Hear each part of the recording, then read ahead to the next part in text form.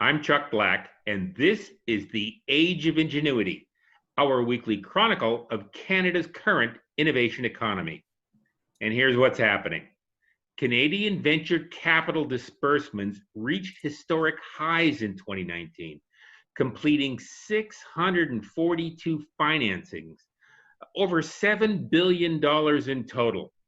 But that growth has evaporated in our current shattered economy. We're going to talk about that and about the recent civil unrest south of the border. And I'm Alan Calder, and I need tomorrow to be like yesterday when the living was easy, the alternative media was around to fact check the mainstream, and the world was not on fire. Good morning. I'm Brian Orlotti, and I don't like what I'm seeing either. Back in 1967, Martin Luther King Jr. described riots as durable social phenomena that arise in conjunction with discernible conditions, often acts of lawlessness, which mirror the excesses of those charged with upholding the law. We're noting some of those excesses here, at least the financial ones. Hopefully, we'll also catch some of the good stuff. Anyway, here are a few of the stories we're currently tracking. And our first piece is backed by US and foreign investors. Canadian VC sets record at $7.263 billion for 2019.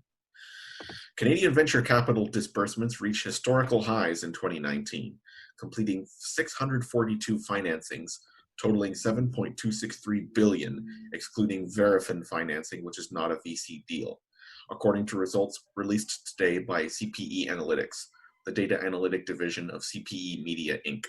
The strong 2017 to 2019 numbers should position VC-funded companies and VC funds themselves in good stead to withstand the ravages of COVID-19, particularly those firms that entered the pandemic crisis with substantial dry powder remaining and who most likely raised considerable sums in the latter half of 2019. So they're saying that the people with the money will be able to survive it when everyone else runs out of money. Is that what they're suggesting? I would say yes. Like, that's basically what they're saying, isn't it, Chuck? I looked at the numbers. I mean, I didn't analyze it in depth as much as you, I believe, but they seem junky-ish, the numbers we have. They seem like they're not successful looking numbers in Canada. I would say the numbers are okay. For anybody who wants the full report, it's available at financing.ca, and we'll include the website in the show notes. US and foreign investors contributed 55% of the total disbursements in 2019, which is a little higher than I thought.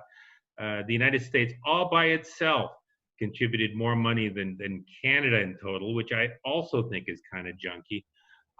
I'm impressed by the fact that most of the money went to early stage companies, but my concern is that early stage companies have less cash reserves and they're likely going to go down the toilets first.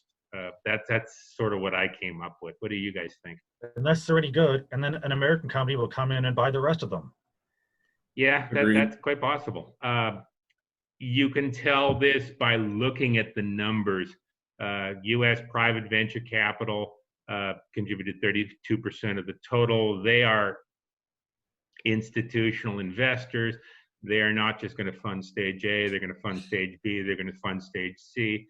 At the end of the funding cycle, they're going to own a large portion of what the company's worth. Canadian private VC was only like 9% of the total, scarcely more than U.S. corporate input, and Canadian institutional VC.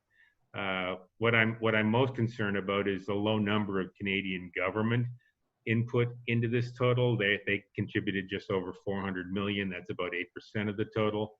And what I see is organizations like NACO, the National Angel Capital Organization, arguing strongly that the Canadian government is going to have to step up and fill in the gaps for all these institutional investors that are going to cut back on their investments substantively over the next year or so as the economic recession kicks in, maybe as the depression kicks in.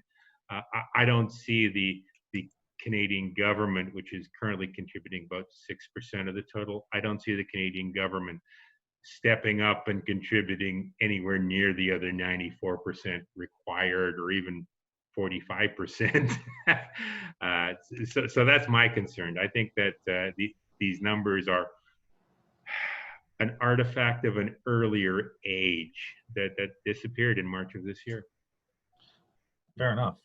But I think my question is that how do we know what is government funding though? Because sometimes, like, the university funding is government funding, the space program funding is government funding, but they can overlap too though, and hide as other funding. I'm just wondering how much they're really funding and who, the government, because they've got a lot of money. They're doing something with it. Yeah, I would say the numbers are a little ambiguous in that way. The report quantifies Canadian government funding as being $288 million in 2019, or 6% of the total. But you're right, the Canadian government may be contributing to some of the other funding as well. Some of the Canadian institutional VC funding may have originally started out as government funding that went to the system, and then the institutional VC spit it out the other end. So you don't actually know. To get some idea of what the federal government is spending now, I would take a look at the February 27, 2020 Canadian Press Post. COVID-19 aid programs will have to end, others to be notified, Trudeau says. And this suggests strongly that even current spending will need to be scaled back substantially. For example, and according to the article, emergency federal aid to date is approaching 152 billion Canadian in direct spending, and this has pushed the deficit to an estimated $260 billion in the current fiscal year. And that frightens me, because I remember 2019, in March of that year, the Canadian federal budget was projected a $19.8 billion Canadian deficit. That's like an order of magnitude less than the deficit this year that everyone expects. And even the total expenditure in 2019 was 336 billion. That's not really a lot more than the $260 billion Canadian deficit expected this year. It's amazing how these numbers have just inflated by a magnitude of 10, and that concerns me. And our next piece comes from Science and Enterprise, titled Antibody Drug Biotech Raises $105 million in Venture Funds. A company that says it has a faster process of discovering therapeutic antibodies is raising $105 million in its second venture finance round. The new funding for AbCellera Biologics, Inc. in Vancouver, British Columbia, Canada, follows a string of government awards and collaboration deals, particularly for discovery of COVID-19 therapeutics, and its first venture round since the start of the year.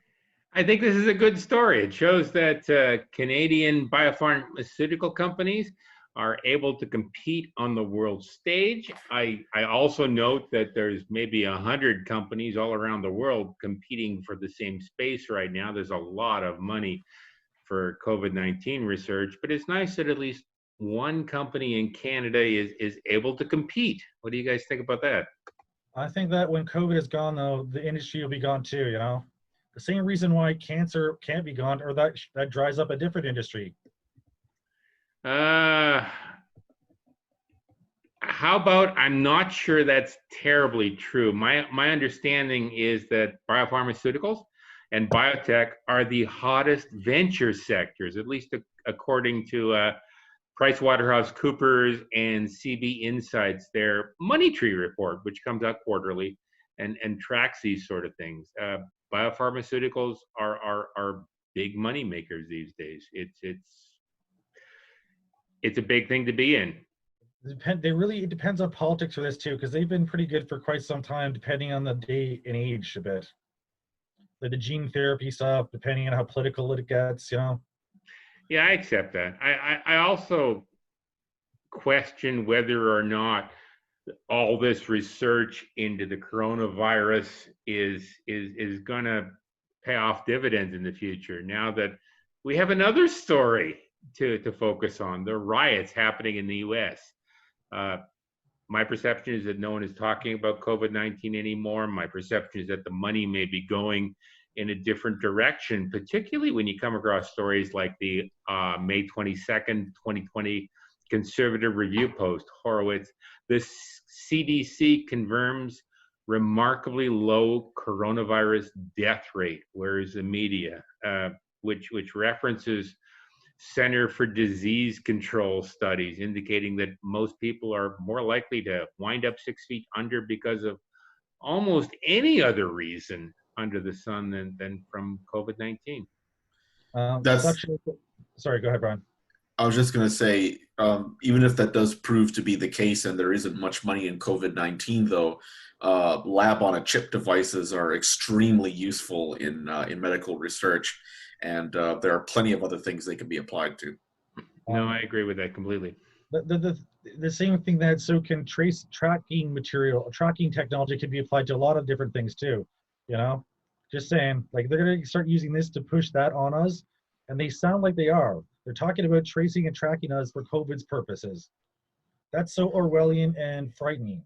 Well, I was talking more about labs on a chip being able to diagnose genetic illnesses and regular infections and diseases much faster. I wasn't really talking about surveillance, but I totally misread you. When you said chips on people or whatever, I totally misread you. Going, my apologies, for real.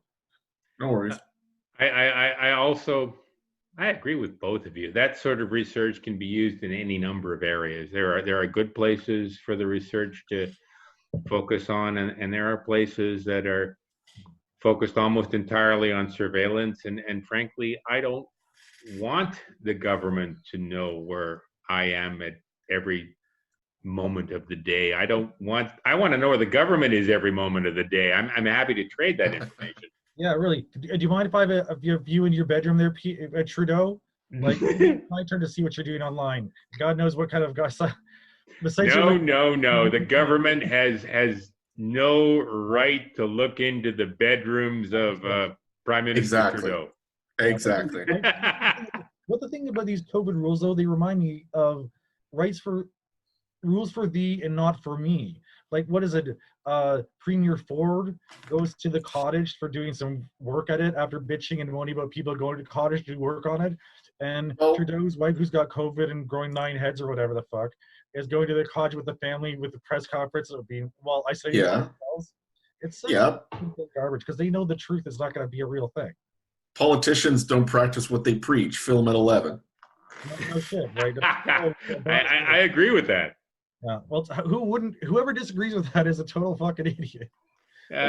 What was it? The guy who was in charge of the pandemic response in Great Britain broke his lockdown, snuck out to see the wife of somebody else, his mistress. The same day. Yeah. He was bitching and moaning about people like leaving the houses, causing all these harms and stuff. The first thing I talked about people said, this is going to be harder on people having affairs because they've got to make excuses to their wives or husbands. So how do I get out of the house? I can only go for so many packs of cigarettes and groceries.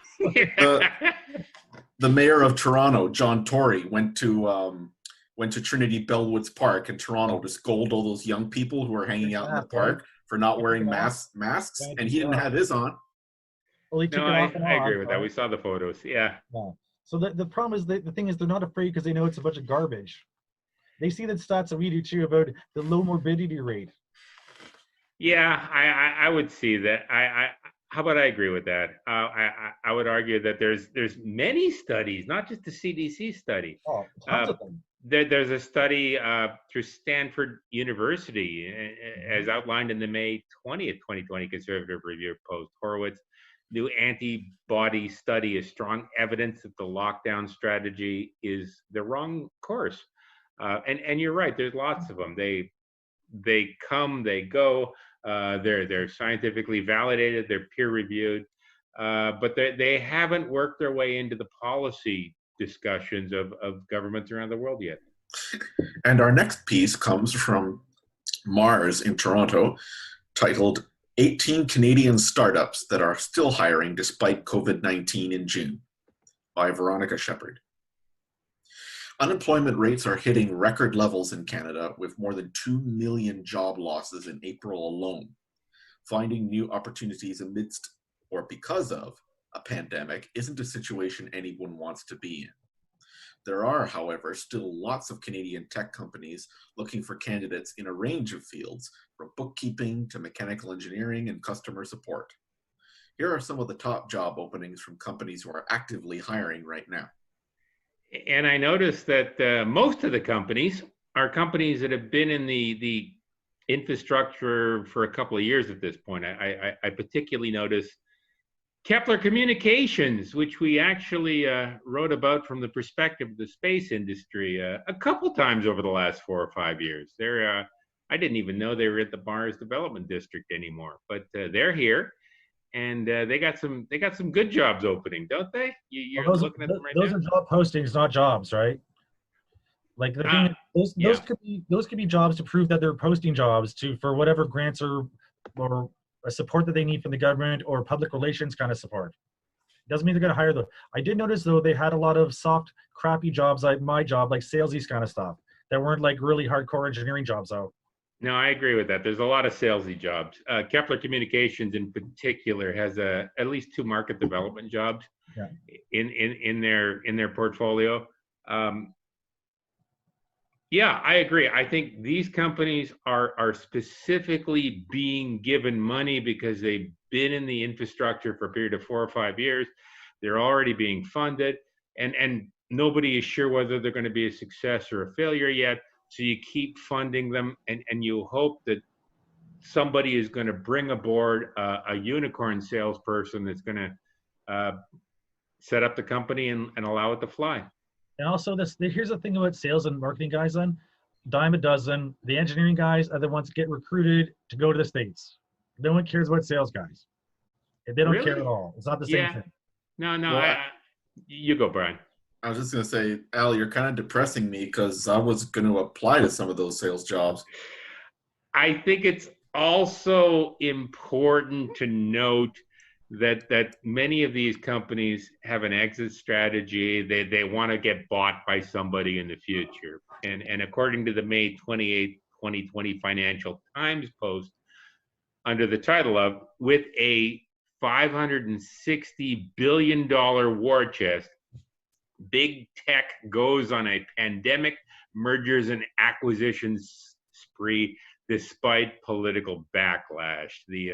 The Twitters, the Facebooks, the Microsofts, the Googles, the Alphabets, they are still in the market for small startups that can bring value to the bigger companies. So all is not lost. The ecosystem is still functioning.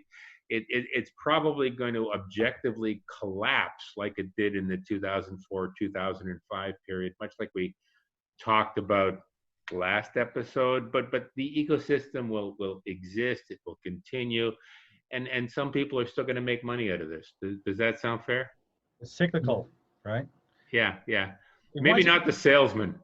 It reminds you of a very famous band though in Canada though. The lyrics of it: "Everybody wants something, they'll never give up. They'll take your money and never give up." Zit Remedy. You got to be the most cynical person I've ever met, Al. Remedy from the that Kane show about the high school, grade school, snake wheels. Degrassi High. Grassy way back in the day high, like Grassy grade school high or Grassy baby skinning high kind of thing. Yeah, Zit Remedy, of course, my favorite band.